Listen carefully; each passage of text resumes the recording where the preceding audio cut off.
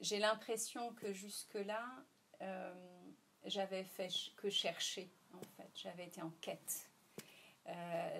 Comme nous tous, en fait, on est tous à quêter, à vouloir atteindre quelque chose, à vouloir aller mieux, etc.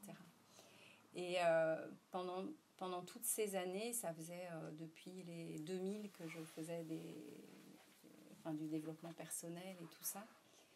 Et en fait, j'allais bien, mais j'allais pas si bien que ça, au fond.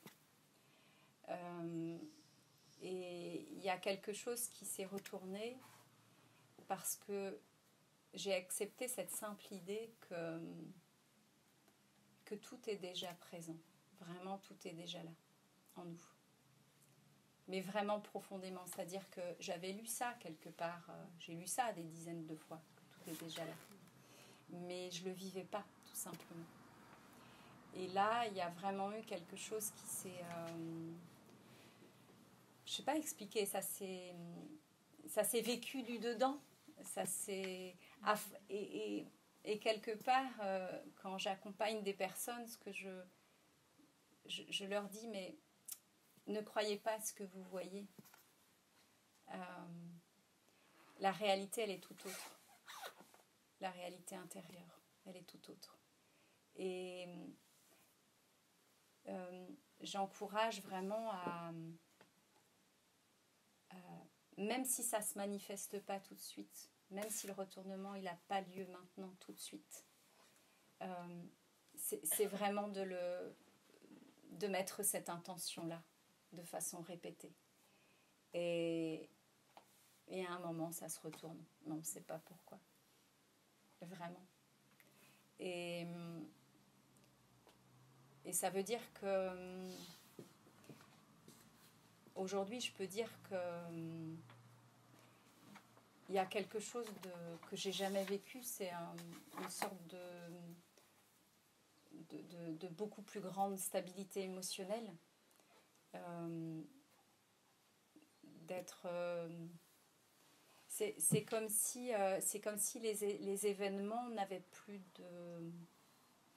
n'accrochaient plus tellement, en fait.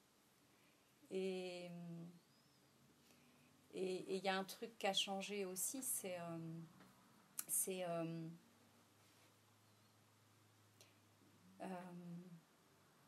de m'accepter dans mes imperfections. Et je crois que ça a été un grand retournement aussi. C'est-à-dire que dans ce qui est nos quêtes, à vouloir être meilleur, il y a une grande maltraitance. J'en parle dans le livre en parlant de terrorisme spirituel. Et le mot est presque pas assez fort, en fait.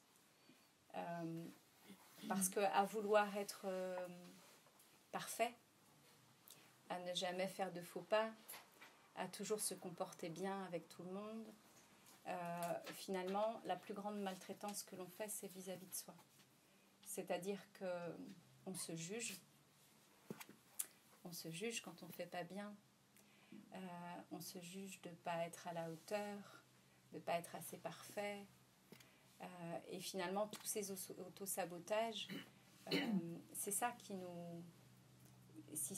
fait que les émotions qu'on ressent, c'est pour ça qu'on n'arrive pas à aller bien, en fait. Parce qu'on ne fait que ça, se maltraiter tout le temps, sans s'en rendre compte. Et moi, je le fais encore. Et